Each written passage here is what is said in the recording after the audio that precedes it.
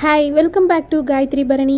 இன்றைக்கி குழந்தைங்களுக்கு ராகியிலேருந்து முழு ராகியிலேருந்து பால் எடுத்து அதை பவுடராக பண்ணி எப்படி ஸ்டோர் பண்ணி வச்சுக்கலாம் அப்படின்னு தான் இந்த வீடியோவில் பார்க்க போகிறோம். நான் 1 கிலோ ராகி எடுத்திருக்கேன். இதை ஓவர் நைட் ஊற வச்சுக்கலாம். தண்ணி ஊற்றி ஃபஸ்ட்டு ஊற வைக்கும்போது 2 தடவை நல்லா களைஞ்சி அலசிடலாம். அதுக்கப்புறம் ஊறினதுக்கப்புறம் காலையிலையும் 2 தடவை நல்லா களைஞ்சிட்டு மேலே இருக்க அந்த தோல் அது எல்லாமே போயிடும். அது எல்லாமே நல்லா களைஞ்சிட்டு அந்த ராகியை மிக்ஸி ஜாரில் கூட நம்ம கொஞ்சம் கொஞ்சமாக போட்டு அரைச்சிக்கலாம். இல்லைன்னா நாங்கள் இன்றைக்கி ஒரே டைமாக அரைக்கலான்ட்டு கிரைண்டரில் போட்டு அரைக்கிறோம். கிரைண்டர்லேயுமே பாதி அரைஞ்சதுக்கப்புறம் போட்டிங்கன்னா ஈஸியாக இருக்கும். நல்லா தண்ணி ஊற்றி நல்லா அரைஞ்சதுக்கப்புறம் பாருங்கள் இந்த மாதிரி மாவு மாதிரி வந்துடும். நல்லா இதை கொஞ்சம் தண்ணி ஊற்றி கொஞ்சம் கொஞ்சமாக நல்லா கலக்கி லிக்விட் மாதிரி பண்ணிவிட்டு அப்போ தான் புளியறதுக்கு ஈஸியாக இருக்கும் வடிகட்டுறதுக்கு. நாங்கள் இன்றைக்கி துணியில் வடிகட்டிக்கிறோம். நீங்கள் ஃபில்டரில் பெரிய வடிகட்டி இருக்கும் இல்லையா, அதில் கூட நீங்கள் வடிகட்டிக்கலாம். இது நிறையா இருக்கிறதுனால கொஞ்சம் டைமும் ஆகும், கொஞ்சம் வேலையும் அதிகம்தான். ஒரு 2 பேர் இருந்தால் கொஞ்சம் ஈஸியாக சீக்கிரம் செஞ்சிடலாம். ஆனால் பவுடராக பண்ணி நம்ம ஸ்டோர் பண்ணி வச்சுக்கிட்டோம்னா டெய்லியுமே நம்மளுக்கு வேலை இருக்காது. ஒரு ஸ்பூன் எடுத்து போட்டு கஞ்சி மாதிரி ஈஸியாக சீக்கிரமாக காய்ச்சி கொடுத்துடலாம். பாருங்கள் ஒரு பவுல் நிறையா நம்மளுக்கு பால் வந்துருச்சு. இதை ஒரு 2 ஹவர்ஸ் பக்கமாக அப்படியே நம்ம திறந்து அப்படியே வச்சிடணும். பாலெல்லாம் கெட்டியான பால் எல்லாமே அடியில் போயிட்டு மேலே தண்ணியாக நிற்கும். அந்த தண்ணி நம்ம மேலாப்பில் அப்படியே நம்ம கீழே ஊற்றிடுவோம். அடியில் பாருங்கள் கெட்டியான பால் நிற்கிது. உங்களுக்கு பார்க்கும்போதே டிஃப்ரென்ஸ் தெரியும்.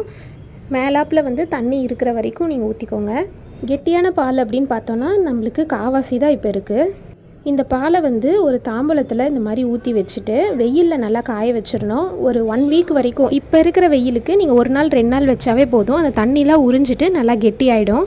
பாருங்கள் இது 2 நாள் வெயிலில் வச்சும்போது இந்த மாதிரி நல்லா கெட்டி ஆயிடுச்சு. இது உடச்சதுக்கப்புறம் இந்த மாதிரி இருக்குது கெட்டியானது. இதை நம்ம மிக்ஸி ஜாரில் போட்டு 2 சுற்று விட்டோம்னா நல்லா பவுட்ரு மாதிரி ஆகிடும்.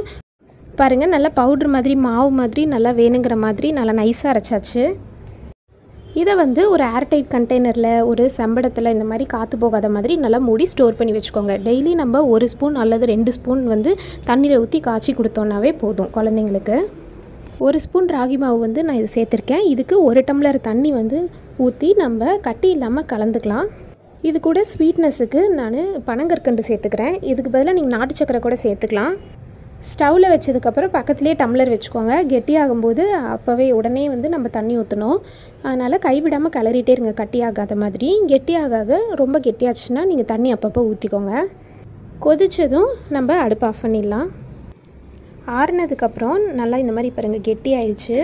இது கூடவும் கொஞ்சம் தண்ணி ஊற்றி வேணுங்கிற கன்சிஸ்டன்சிக்கு நம்ம ஃபைனலாக கலந்துக்கலாம். அவ்வளோதான். இந்த வீடியோ பிடிச்சிருந்தா ஒரு லைக் கொடுங்க. நம்ம சேனலுக்கு சப்ஸ்கிரைப் பண்ணுங்கள். எல்லாத்துக்கும் ஷேர் பண்ணுங்கள். தேங்க்யூ.